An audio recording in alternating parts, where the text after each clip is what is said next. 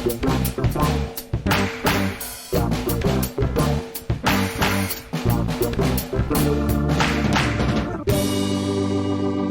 welcome to Star Wars Spelt Out. I'm your host, Josh Chapman, and today, Thrawn Stars, Episode 3, getting deep into Ahsoka, and for the 200th episode of this podcast, we've got a full deck. We've got all the things we like. We've got full decks, we've got returning guests, we've got new guests, we've got it all. We've got it all right here. So I'm just going to go around my windows as I see them and introduce. Back after his absence last week, Matt Mohl. How you going, buddy? Good, mate. Here for the Purgle party. Number 200. Ain't no party like a Purgle party. And then to his right, first-time guest, a guy who wouldn't even get on the microphone on the blog pods at Celebration, a guy who did so much behind the scenes and ran away like you were trying to shove a lightsaber in his face, but for some reason was happy to come and talk Ahsoka live from the UK. Andy Bell, how you going, buddy? Hello. Good to be here. Good for you to be here. And if people don't know who Andy is, he's a fellow who's been following a lot of our podcasts for a while and was at Celebration when we were in London and just became one of the gang, really, and kicked around with us for a few days and was wonderful company to have. So it's good to have you here on the pod. It's great to be here, and I must admit you guys made it very, very easy just to slide on in and have a good time. Slide into those podcast parties, and holding the fort as usual. Catherine, how you going, mate? So we've cracked the double century, have we? I have. Yep, cracked the double century. I'm just Bat in the air. Ponting-esque, just solid. It's taken a long time. It's probably more of a Jeff Marsh slow and steady kind of thing rather than a swashbuckling 200, I would say. But slow and steady, but we got there. So as I said last week, we're over 200. Like the blog pods and some of the celebrations weren't all numbered individually. But this is the numbered one. So no famous pop stars on this one. So if anybody wants to bust out some songs or some singing later to cover for the lack of famous pop star guesting, that's all right. But let's get stuck into it. Ahsoka, Episode 3. I forgot what it was called. Is it I was going to say Time to Fly. I was going to say Given to Fly, which is a Pearl Jam song, or Learn to Fly, which is a Foo Fighter song, which are both incorrect. Time to Fly, was it? Time to Fly. And this one clocked in at a very meaty 36 minutes. 36 minutes. Do you, Andy, when you see 36 minutes on your Disney Plus, do you do it on your TV or app, or do you see the time code before you go in, or do you go in blind? I go in blind, and I've seen, and I've only just seen it actually, about a half an hour before I joined this call, because all of the times have changed. So it used to be where I got up in the morning on a Wednesday, and it was there ready for us at 8 in the morning, and now it's like God's age. Yeah, it's 2 a.m. in the morning, and so it's somewhat more difficult. And I must admit, I'm not inclined anymore to stay up at 2 in the morning to watch that kind of thing. But you go to bed.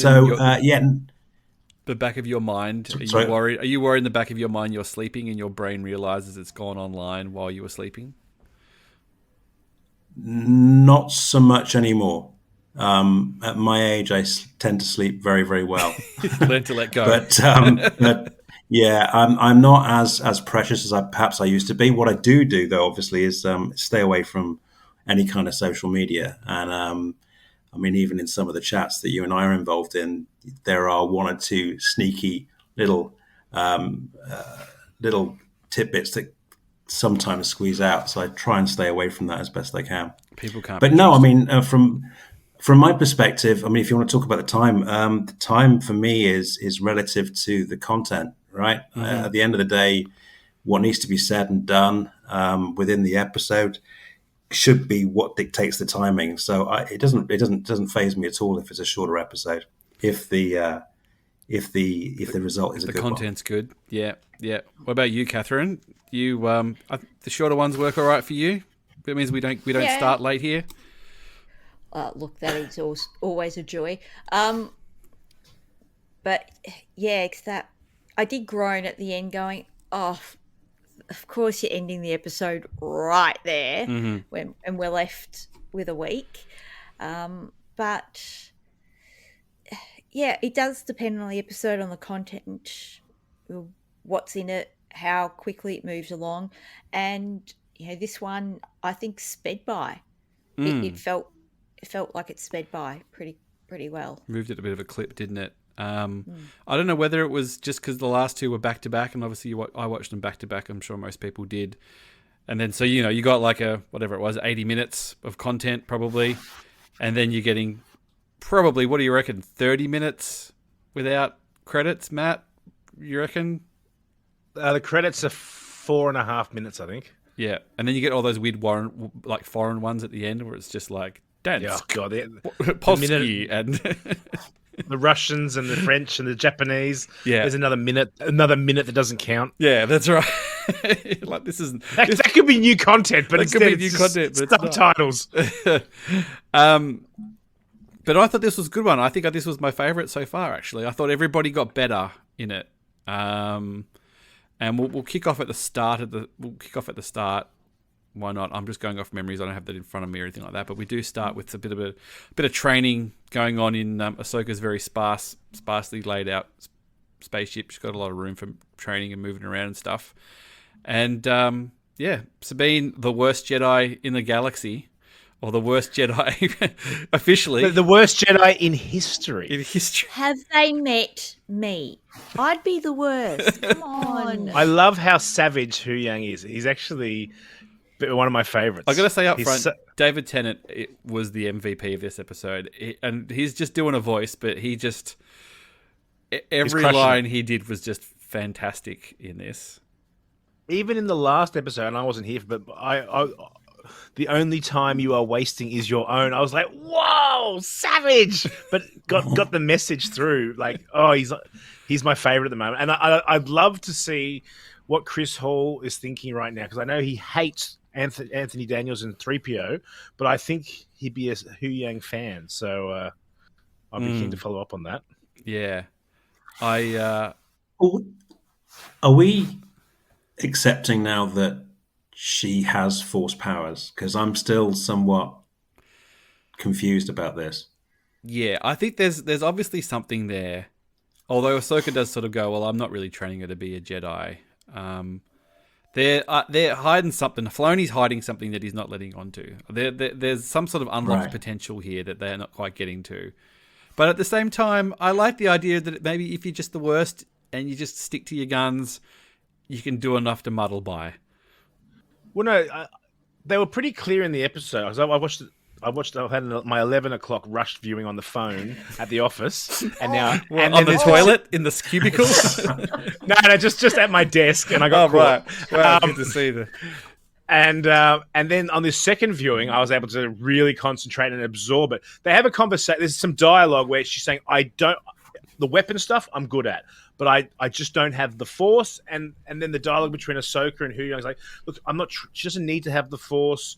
She just needs to be the best version of herself. So they have laid the foundation that she's not Force sensitive, but with determination and training and discipline, she could be more, and the Force lives in everything. So maybe it's going to manifest in the next 5 episodes, or maybe she'll just be a Jedi without Force powers. I don't know, but they haven't really backtracked or. But she did mock her and put that cup in front of him. Like, look what I can move the cup.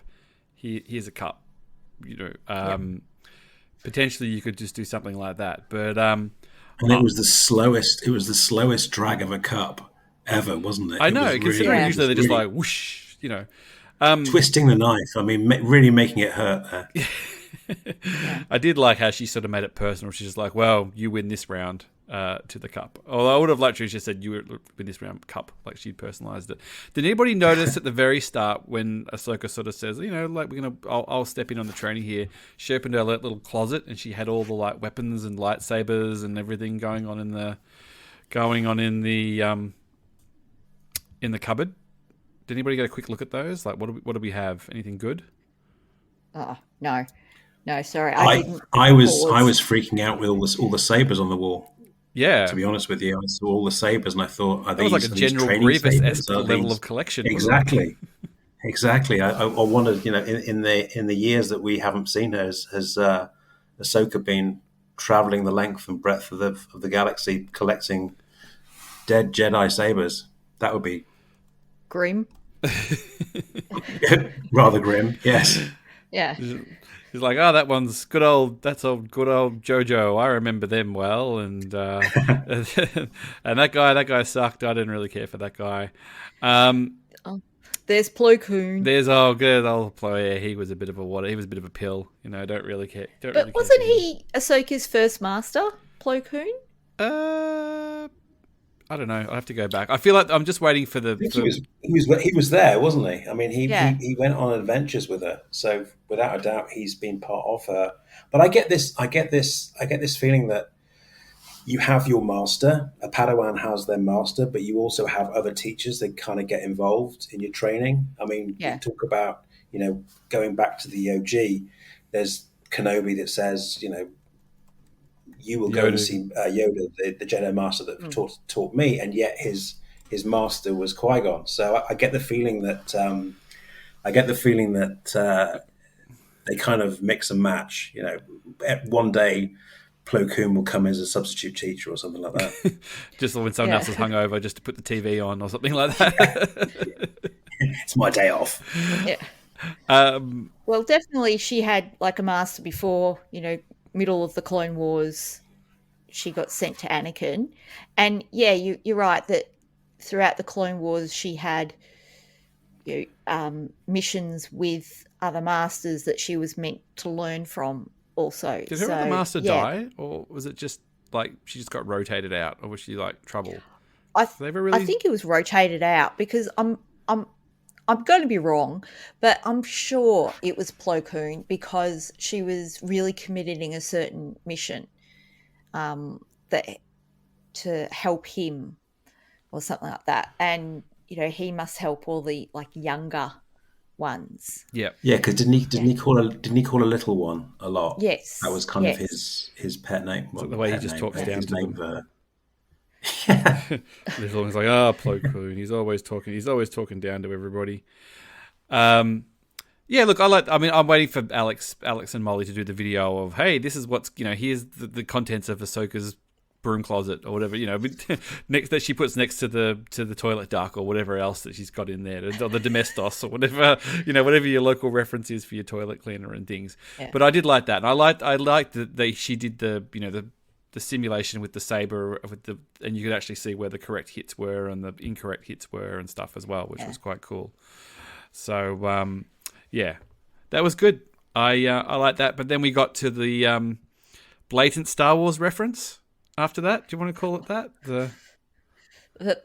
The helmet with the helmet with the visor down. Yep. Thank God she didn't say your eyes can deceive you. Don't trust them. That would have been just too much. I mean, I love Filoni how he references. He's done the Phantom Menace with the probe droids, and there's little kisses to each movies. Yeah. Yeah. He even like said the line and everything. Yeah. Yeah. It was. How am I supposed to fight? Yeah. Yeah. And I did see commented somewhere of she had seen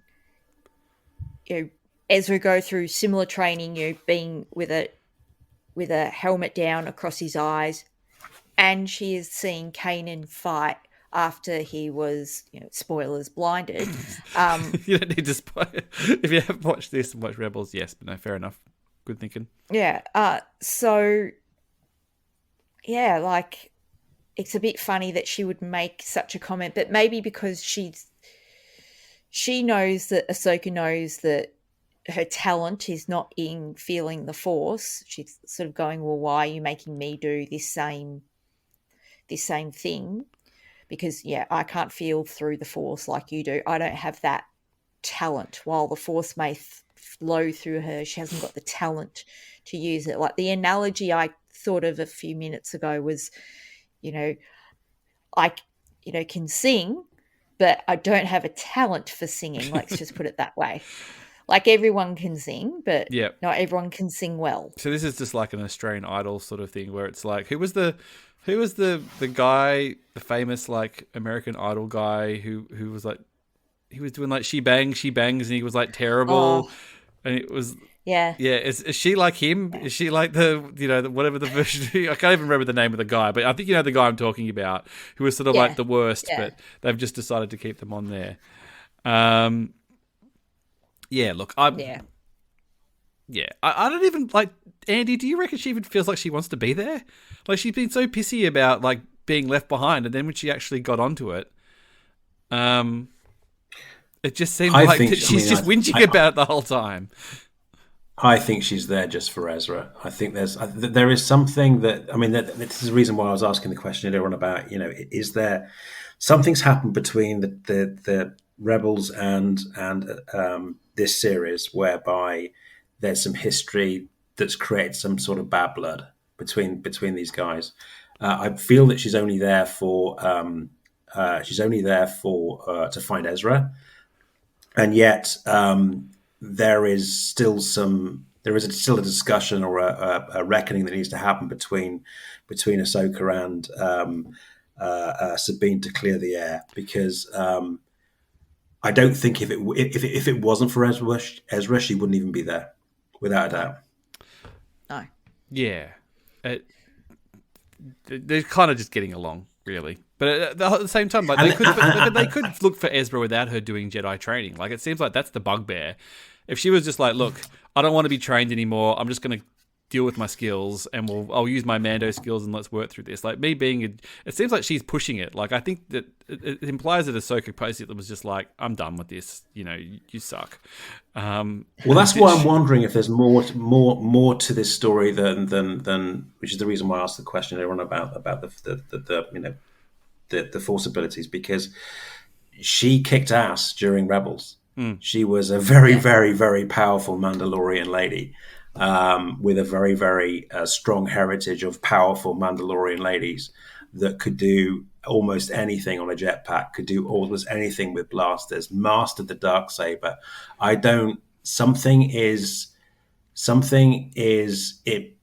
think needs to be cleared up at some point during the series to explain this new expectation that Ahsoka has of Sabine. And I hope we get there. I really hope we get there. Yeah, because I feel like you wouldn't to say this episode is great. Yeah, I don't think you'd even get a foot in the door. Like they're kind of going, oh look, they were the worst. You're the worst one that we've had at the Academy, and blah blah blah, or But there's a lot of people in the galaxy. Just to get a foot in the door is pretty good. Even if you're first out, you must be showing something at least to be taken on in the first place. Even if even if David Tennant Droid was a bit like, she never would have got in the door. Realistically, if it was if you just showed up and said, I want to be trained.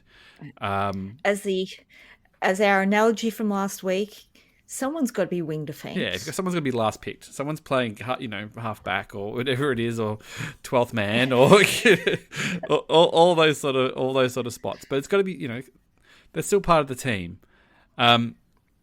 So yeah, that was cool, and they were basically getting in there, doing the training, and then and then we catch up with the New Republic. And one of the things that I didn't realize until I saw one of Alex's videos, was it Alex's video?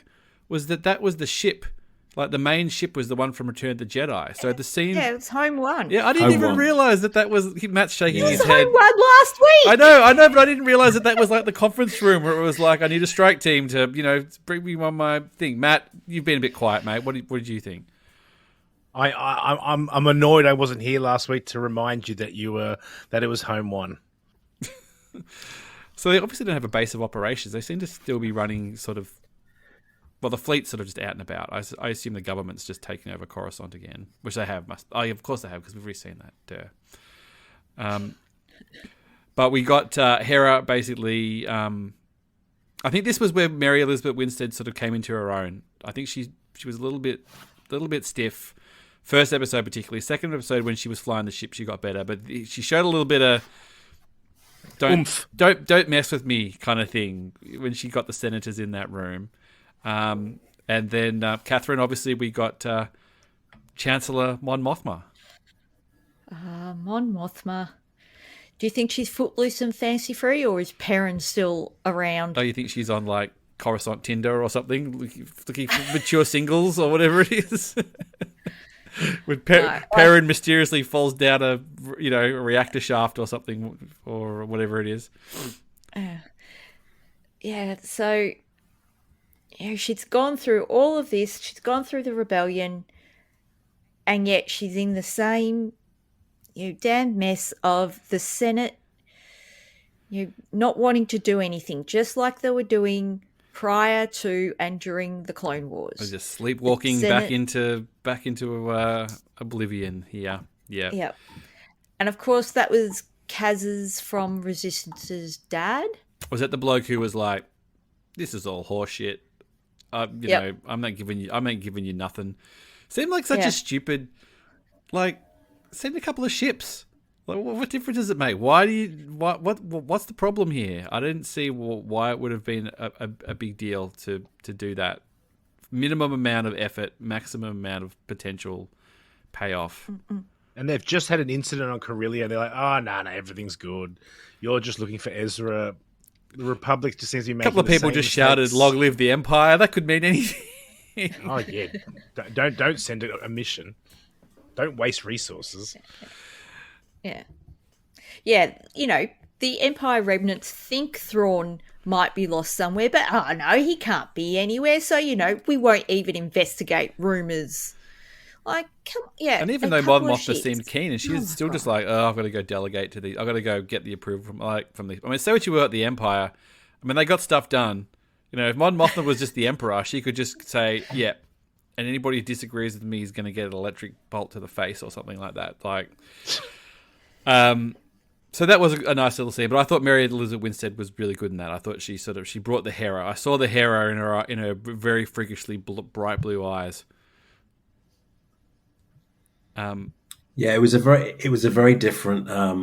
It was both Hera and Ahsoka were very different in this episode. Ahsoka smiled. Ahsoka kind of warmed up, compassion. And Hera kind of toughened up, and I thought they sort of. If you remember back to the Clone Wars, Ahsoka was always, part of her failing as a Jedi, or her blockers as being a great Jedi was her emotions, and it was her wisecracking snippiness, if you pardon the pun, as to what she was, what she used to be like. And then we saw her in Rebels, and it was very much so a more of a mature character, but she was still showed an awful lot of emotion. One of the things that I always remember is the way that she embraced Rex, for example, when they were reunited again. And yet we didn't see that in the first couple of episodes. And yes, I know there's a lot of years a few years have gone past. There's obviously the Empire's been overthrown, and there's a lot of stories there. But the first two episodes was very, very, very, very cold, very stoic. I feel like she walks. I think Rosario's portrayal had walked closer to smugness than warmness. Yep. But it always kind of exactly. And this episode, I saw she pivoted to more warmth than a lot more warmth. Yeah. I don't know whether she's doing it on purpose or whether it's just, I don't know, a look, or who knows. Maybe it's just a perception. But I agree with you, Andy. I feel like she warmed up, and she sort of.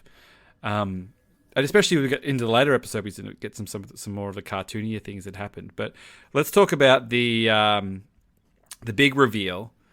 Lego lied to me. Lego told me that Jason Syndulla didn't have green hair, Matt. And then don't be blaming me. A little green-haired scamp ran onto the screen.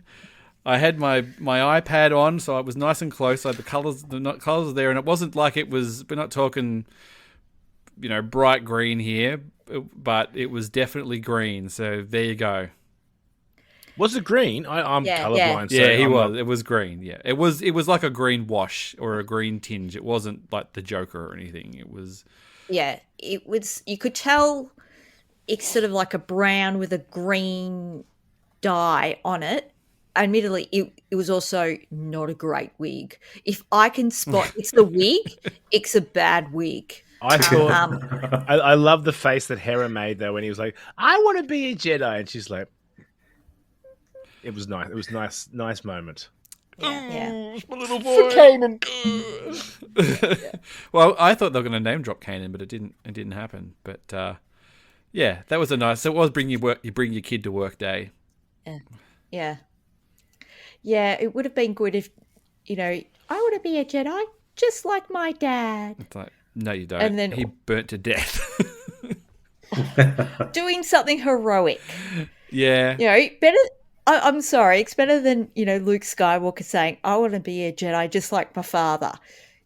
Do you? Yeah. You don't know the whole deal. Yeah, look, it was cool. I don't know. I don't want too many kids in there. I don't want too many cute kid stuff. If he's just a background player, great. But if they put him in the Lego set with the Ghost, he's probably going to be in the Ghost at some stage. We haven't actually gotten to the Ghost yet, so Ghost hasn't turned up. Countdown till Ghost. Ghost Watch. So maybe we'll get to that later on. So basically the deal is they've got word that Morgan and her cronies are up to something. They've sent Sabine and Ahsoka. Ahsoka have gone to investigate. Hera doesn't actually mention that. She just sort of says that we need some help to go invest. Does she actually mention that anyone's going to go look? I think she doesn't. I think she just sort of says, I want to go look. So she doesn't go, I'm just going to go send a Mandalorian and a Jedi. But I think that was Matt just muttering under his breath. Matt's having a few technical problems, but we're soldering on anyway. So if you hear him muttering under his breath under there, you can just see he's coming in and out again. That's podcasting. No rules in podcasting, Andy, as you're realizing right here. It's just killing the magic. As an avid podcast listener here, It's a well-oiled machine. yeah, you just go, well, the magic is ruined. I thought it would all be, the glamorous life, but here we are. It's really just technical issues. And I have to. in and out. I wrote some notes. Oh, I wrote wow. some notes, right, guys. And I'm even showing you. I mean, Hoffman, if he saw this at the moment, he'd be laughing that I've written some notes on paper, Physical notes. with a pen. Yeah, but one of the things, and there's a stack of questions I've still got, which I'm sure will be answered over the series. But one thing that came out today was just how on point the visual effects are. There's a lot of money that's been spent there, or there's a lot of development that's happened. I think about the seasons that or the different series we've been watching over the last 5 years. Oh, it's not even that long, 4 years or so. And some of the stuff that we saw today, I thought was phenomenal, absolutely phenomenal. The fact that not all starships fly in a straight line, the fact that they did have this kind of independent fluidity between ships, it was just spot on. I like that kind of stuff. Starship porn, as Jimmy would say, is my bag. So that was fantastic today. You're back in the land of the living over here. I'm back for Back. now. We got you muttering F for F's sake when you dropped off the thing. Like, wow, it looks like he's having some technical issues, but we'll run with it. You'll either be here or you won't. You did hear about Jason Syndulla. We did discuss that before you dropped off. And then we basically get Ahsoka and Sabine getting to this planet to find out what the dealio is going on. And then they find this great big bloody hyperspace ring just hanging out. And so it was a hyperspace ring. It was basically a big version of those ones from Attack of the Clones. Yeah, which is good. More powerful, more range. It makes sense to have their ships in there, or to have it as a ship and then go places. Yep. So my question, Catherine, is: are they going to load it with ships and send it out there, or is it going to stay empty when they go out there to bring the Chimera back? Well, it looked like there was enough built into the ring for her to have like a command center type of thing. So maybe that will go out, and then Thrawn's ship can like park itself in there. I'm sure there's a better word for that, and then they can come back with it. They just sort of tie it on with some tow cables and some gaffer tape. So, Matt, we got your favourite, the Purgle. We had a Purgle party. Yes. So it can't be a coincidence they're at the planet of the Purgles for this. Now, I was wondering, do they know, if they build this hyperspace ring, right, and they're like, right, it's done, do they know that they're just like, all right, we're going to plug in some coordinates and we're going to shoot over and we're going to get Thrawn, we're going to come back? Or are they purposely at the Purgle planet because they're like, the Purgles know the directions, we've got to follow the Purgles, or we've got to track them, or we've got to use the Purgles somehow to show us the direction to go to? Because that's basically how they got there last time, as a bunch of Purgles took them. So we're using their trajectories, or we're using them to basically show us the way. They probably don't know how to track Purgles, because they were still working on hyperspace tracking as of then. If they could track the Purgles, they wouldn't need the map. But I don't know if the map tells you that there's just a galaxy out there and it exists, or whether it tells you how to get there. Well, there was like a pointy line thingy. That was like the waypoint to the next galaxy. But yeah, I think that the significance of the Purgles is that what's sort of triggered this science and research was the Purgles' ability to travel through hyperspace. And so this planet being the point where they need to sort of be at to go to the next galaxy, I think the Purgles are just there because of the significance of the location. I just thought that they were the ones that have... I just thought it was because they'd come from the other galaxy and that was where they've jumped to, and a whole bunch of just stayed there because they're just like, well, we've jumped from the other place. We basically jump between these 2 points, usually. No, maybe. I'm not sure. But like, I think also what they insinuated from the previous episode was that those other people that visited our galaxy came via Purgles. Mm-hmm. So like Turgle riding a Purgle. Shout out Blue Harvest. Yeah. Copyright Blue Harvest. Well, the map, that big star map, it did have like pictures of Purgles. It did. Yep. And I think, it had it around the galaxy that the thing is pointing to. So, like whales as we know them have migratory routes that they follow, and it's fairly closely followed each and every year. And so maybe that particular planet is on their migratory route, and that might be where they strap a couple of Purgles to the front of your ring. I think there's something in that. I think there's something in that, because if you look at the show, when they demonstrated the galaxy and the faraway galaxy, they drew a straight line. But if you look at the end credits, there's a route. Yeah. It's actually not a straight line. It's like the Indiana Jones. Da, da, da, da. It's kind of like the whole. There are many junctions in the route on the way to this galaxy. Well, that's what hyperspace is. It's a bunch of calculations, because if you do it too quick, you'll fly too close to a supernova or fly right through a star, and that'll end your trip real quick, kid. I'm totally butchering that line, but you know where I'm coming from here.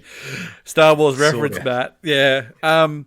So they get to the ring, and then basically they get chased down by some really cool looking little ships, little World War II fighter looking ships. I'm not a World War II buff or anything, but they looked very classic. B-52s.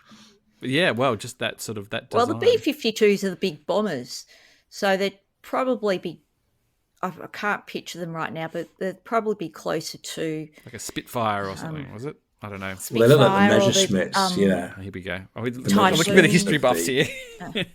Yeah. But, the ships have always been a bit World War II inspired. These ones just really look like they were going, they just needed the propeller on the front to sort of like, and leading the charge was, is it Cinta? Yeah, and I loved... Shin Hati.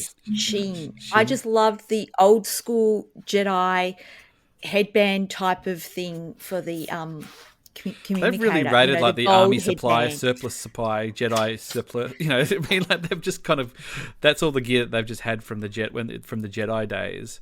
And she does not blink, that lady. As soon as I noticed it, I couldn't unnotice it, and I've just kept looking, and she's just looking like she's just got like the eyes, the wide eyes going the whole time. If anybody spotted her blink in that episode, please let me know. Maybe in 20 years' she's time, got a lazy eye. Maybe in 20 years' time they'll come back to do a special edition. And they'll have to digitally put blinks in her eyes. No. Star Wars reference. But there was there was some very cool moments. It was nice seeing Sabine get on the back of the gun, and they managed to sort of do it in a way that wasn't just the same as Force Awakens or Star Wars or New Hope. We'd had enough of those sort of references, but that was a nice little sequence. And then they kind of learnt to work together again. That was the theme, really, wasn't it? Yep. And also, Ahsoka accepting that, she's going to be the one to have to adapt to Sabine as well. Like when she finally went, oh, look, you just tell me what you need and I'll do it, rather than the other way around, which was interesting. However, can I get back to the Purgles for 1 second? They called them star whales. Did you hear that? They said star whales, not space whales. I'm not accepting that. I'm sorry. I'm not accepting that. They are space whales. Oh, okay. Not star whales. We better hold the T-shirts on that one. Let's not forget as well that Ahsoka getting in a spacesuit and getting out on going outside. I have to say that was something else. Very nice of them to tailor a head tails space helmet. But I suppose her species, she's not Twi'lek, is she? She's something else, isn't she? Togruta. Thank you, Matt. So if you went to her planet and went and bought a space suit from the spacesuit store, they would all have that would be the standard design. It wasn't like it'd be abnormal. It would just be this, So it's not out of the realm that she would have a one that would fit quite comfortably. Yeah, I'm sure. No, I just fit. It's just the first time I think in live action we've ever seen them go outside. Right? Yeah, in space. Isn't it? That's what I thought. I think it's the first time, aside from Leia, in The Last Jedi getting blown out the window. Yeah. But wait a second. What about the space horses from Rise of Skywalker? Let's just. They were in atmosphere. I forgot what happened in that film. Remember the horses are on the Star Destroyer? But they are in the lower atmosphere, aren't they? I think. Still, but I mean, as far as like Andy said, as far as that sort of doing almost like a 2001 kind of just the slow. I'm sure they've done it in the cartoons and stuff, but to see, you kind of forget that sometimes Star Wars is in space, and then I know that a lot of the space rules of science don't apply in Star Wars, like sound and all that kind of stuff, but. Every now and then, a somewhat accurate space thing will happen. Like, hey, if you're in space, you'll sort of float around. I was like, oh yeah. I'm surprised that never happened in a cartoon. That felt like a very a cartoon moment that was on a napkin that never made it into an episode of Clone Wars. No, they've had they've had a few incidents in space in Clone Wars. Like, I think the one episode with Plo Koon when they're rescuing the troopers, and there's some outdoor stuff there, and. When Kanan gets sucked out of the space, and he has an exact kind of Leia moment and draws himself back to the ship, but no one got angry about that. But I like that moment, and I really I enjoyed it too. Yeah, maybe she needed to just do a few more flip turns, and she had it would be funnier if Leia had a space helmet, but she did have the buns, does she? If she just had the buns on the side of her helmet rather than the head tails. But that was quite cool, and I did like that how Sabine sort of used the rotating of the wing to sort of bump her back into the cockpit. I thought that was quite clever. Yeah, that was cool. More of that, please. Yeah, definitely a lot sort of action-packed Star Wars. For people saying, Andor, that's not Star Wars enough for me. This is Star Wars. How do you like your Star Wars? Here it is. Yeah, we had some lightsaber fights. There's my Andor reference. There's my Andor mention. Well, you get for the one, episode. And that's you've spent your card. You get one. So they basically they go through that. They fight off those fighters, and then they go through to get closer to get some data on the space wing thing, on the space ring thing. Sorry, and then they get shot out of the sky, but manage to land the plane on the forest. I thought they did a pretty good job tracking them. It's always that Star Wars thing where you land on an entirely huge planet, and yet they manage to find you in the spot where you just land. It's like if someone crashed to Earth and they just landed in Australia, and then they still managed to drive right past where you were rather than any other part of the planet. But yeah, that was quite cool. I just I don't know. I kind of hope that they kind of I was even thinking maybe they'll get to the space ring and it'll take off and they'll get sucked through, or it'll do something. I wasn't quite sure. I just don't hope we're not going to sort of dick around on this planet for too long. I'm going to get onto the next thing. We're going to be halfway through the series by next week. Well, they've got to catch up with Mando and Grogu on this planet for next week, so to fill our way into the halfway point, the midpoint. Or do you reckon next week's the cameo? The No, cameos? I hope not. But I can't imagine what they're going to be doing on this planet. Well, I mean, just to speculate. I mean, that's kind of where the episode ends. They're on the planet, and then we cut back to Ray Stevenson, to Balin, and he's with his mates, and they're all going to start looking for them, and the walls are closing in, so on and so forth. And that's kind of where they leave it. But I don't know where they're going to fit stuff like Anakin Skywalker and stuff into this. It doesn't feel like that there's an obvious place where this plays into it so far. Are you getting that feeling, Andy, that they're kind of... It doesn't feel like that's tying in at all as it is. I don't think they've got time. I think if they demonstrate the same kind of pacing in the first two episodes that they have in the third, they probably could squeeze a lot more in. But I don't think there's enough time. It's that simple. Yeah, I think it's only. I think if Anakin's going to make an appearance, she could be asleep on the deck and have a dream. It's only a 1 minute, 2 minute thing, but you never know. Well, again, it depends on how relevant he is to the story.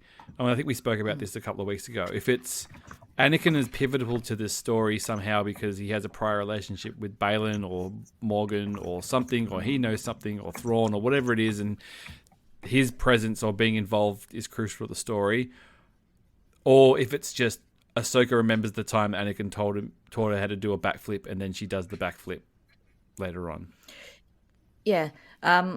See, there was a moment in the episode where Hoyan said, "Oh, you've come from an unconventional line of masters." And there was a moment where I thought Ahsoka had flashback eyes. So I thought we were going to go into a flashback. Looking into the thing and it started going... It was flashback eyes. It was definitely a little pivot. So he said, you come from a line of non-traditional Jedi, so your apprentice fits in. That was definitely a little bit of room for Anakin there. That's... Yeah, because she looked into the middle distance, and I was just waiting for the dissolve to flashback. Crusty CGI faced Hayden Christensen. He'll have the... Well, I don't know. I guess we all speculate on that. Like, what era do we get? Do we get Clone Wars era Hayden in an outfit, or with the sort of medium hair? Do we get the long hair going? We could get Sebastian Shaw. You never know. Yeah, we could get Sebastian. Is Sebastian Shaw still alive? No, I don't think so. No, he's long past. But is he? Could get CGI Sebastian Shaw.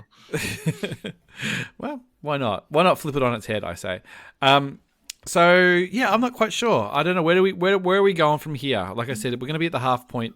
Where do you want to be by the time the half point ends next week? We get to the end of the next episode. Where do you want this story to be, Andy? Where do you want to be off that planet? Do you want to be kicking up a gear? Are you happy to sort of kick around a little bit more?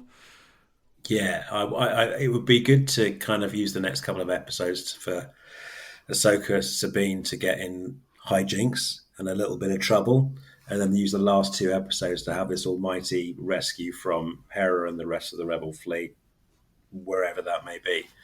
I guess at some point, I mean, the question is, are they actually going to use the hyperspace ring in this season? Do we get... It is the only snippet that we've seen in the trailers so far of Thrawn. Is that just a little reflection in the very, very last episode that says, "Oh, I'm still out here. I'm here. I'm still waiting for you guys to turn up." Something. A little bit of hijinks in the next couple of episodes where the team get into a little bit of trouble. Then Hera and the team come to rescue, finish it off nicely, openly. Thrawn's back potentially. Leading nicely into, I guess, what is either going to be season 2 or the film, which brings everything together. And I'm assuming, I have to guess, that Thrawn will be the big amalgamation of all the separate series. Will be that big fight. I don't know. Don't know. Looking forward to it. I do have a question though before you move on. Please. How did the map get there? I've looked at the first 2 episodes twice now. If Thrawn made it out to this other galaxy, somebody must have made it back in order to say Thrawn's here. How does that work? I've seen talk about this that makes sense is in that it's not so much a map to Thrawn, but it's a map to another galaxy, and that's where they think Thrawn the Purgles is. have taken him. Which is why I think that's why they're following Purgles, because this is a place that they know that Purgles go between. Right. Yeah. They're going back to Catherine's earlier point of migration patterns and everything. Yeah. Got it. Yeah. Thank you. Yeah. So it's an ancient. It's an ancient. Yeah, it's an Too ancient much free map time. to a place that they think Thrawn is gone, not necessarily a map to Thrawn per se. Yeah. Otherwise, it'd be just way too Force Awakensy, like the map to Luke Skywalker, the map to Thrawn. I can't wait for the dagger to find Ezra.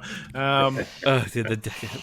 An ancient dagger to solve something that happened 30 years earlier. That's why you need an ancient dagger to solve a 30-year-old thing. You could probably just gone down the street and asked somebody, "Did you see where that thing fends up?" Yeah, it was just down there. It didn't happen that long ago. We saw it. The people who saw it were still alive. Anyway, Rise of Skywalker. I don't want to think about it.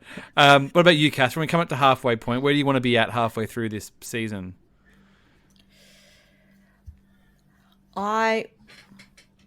So in the trailers, we did see some kind of lightsaber clashes in a forest. I'm now thinking we're in the at forest. the forest, and I'm hoping that will happen next episode so that we can then, go somewhere to the other galaxy in that hyper ring or do something else so that we can be past everything in the trailers. Mm-hmm.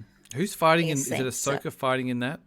Is she fighting not I'm pretty sure, we're going to see Balin and Ahsoka fight in that sort of where the map is in Cetos and the Stonehenge structure is there. I'm pretty sure the only thing we haven't seen from the trailers now is that fight and Thrawn's back and Thrawn's front. And I actually want to go back now and see the trailer to see if that's Thrawn inside the hyperspace ring walking down the hallway. Ooh. Yeah. Ooh. Yeah.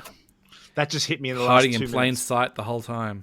No. That would indicate that the hyperspace ring has gone to get him. Yep. He's on board now and coming back. I don't know, but I need to do that post this end of this show. Do you think that he's like expecting to be found, or do you think he's given up? Well, no. Apparently, he's communicating. Morgan's saying she's communicating. I can hear Thrawn calling out to me in my dreams.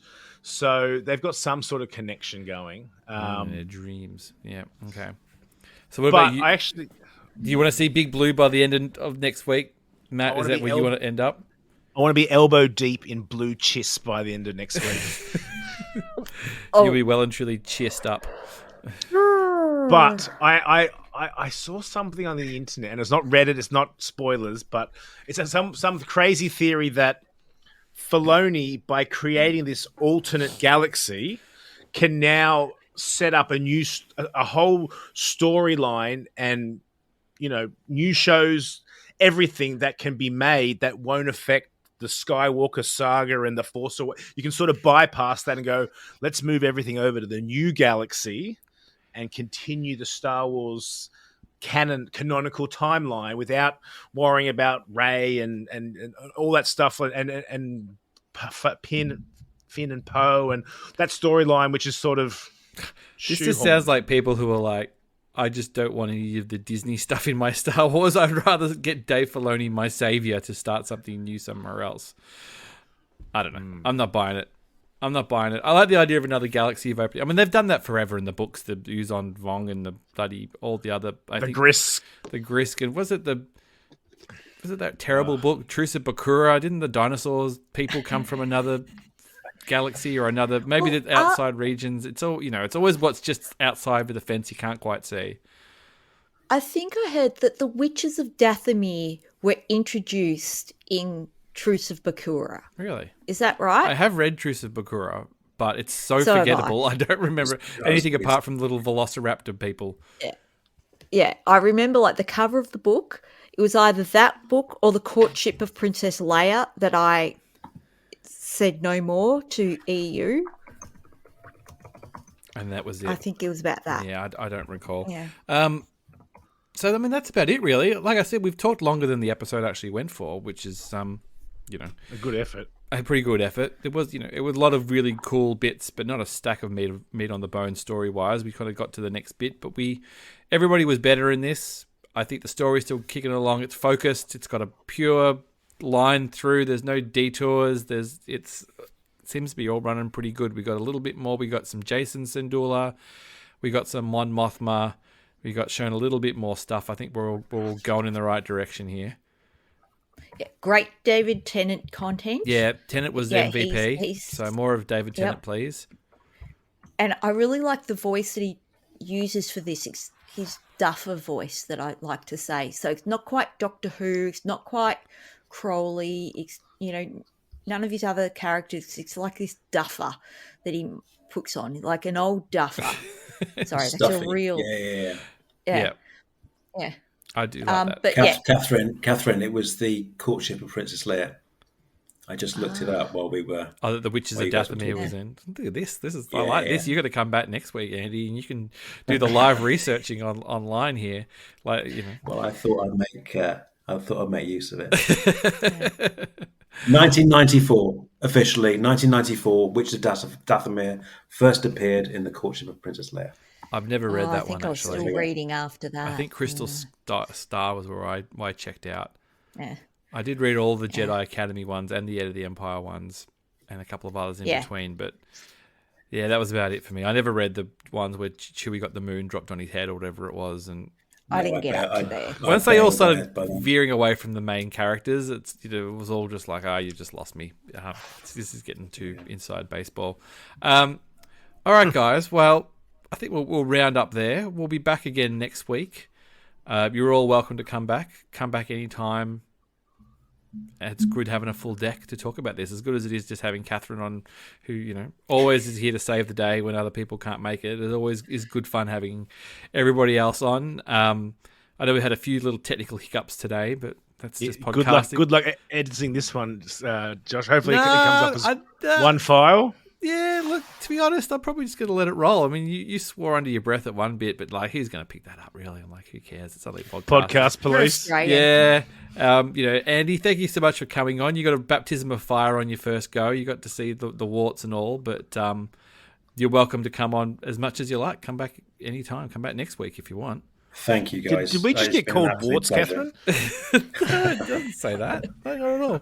It's been an absolute pleasure, and I miss you guys a lot. So it's great seeing you face to face. Well, we miss you too, Andy. Count down to Japan. Matt Mohl's already working on his brushing up on his Japanese. Brushing up, indeed. Don't you speak Japanese? I can speak Japanese, yes. I Awesome. There was something like, yeah, all right. This is like being able to speak Spanish when we were getting tacos in Anaheim. Funnily enough, I was looking through Anaheim photos yesterday, and there was pictures of tacos, and I was like, oh, that was me and Josh at the taco stand at 9:30 with sore feet after Anaheim. I know, it took day like one. 40 minutes as well. That guy could only cook one taco at a time, but it was worth it. But yeah, I think it just took forever.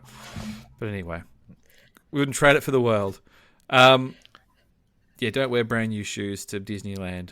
Also, there's a little tip for you, Matt. That's in my book. That's in my book. The guy, Matt Mohl's Guide to Celebration. Yeah, how to Part jump 1. queues and wreck your feet.